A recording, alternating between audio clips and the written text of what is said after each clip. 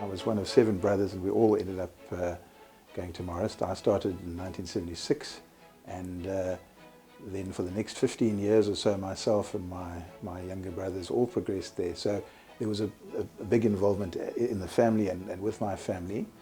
I've been blessed with 2 girls and 2 boys. Now, when I was at St Henry's, it was a boys-only school.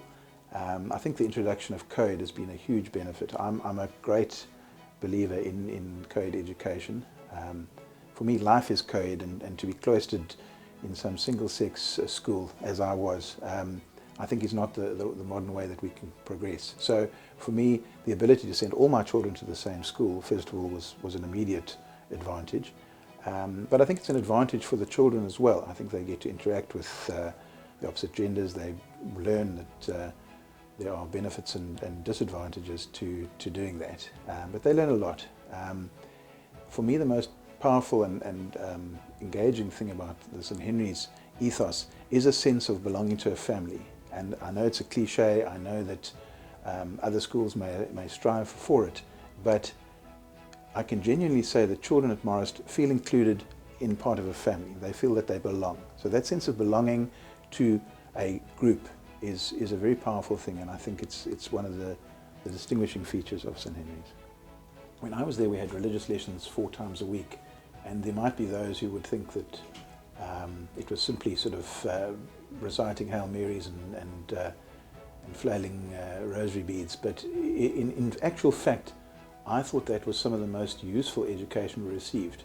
A lot of the ethical, moral debates that we had in religion classes taught me the foundations of thinking logically, of arguing logically, and ultimately have helped me in my legal profession. So it wasn't always a case of being told to accept things by faith or without questioning them. In fact, questioning was very much a part of things, which is almost counterintuitive, or certainly contrary to what modern views on religious education would be.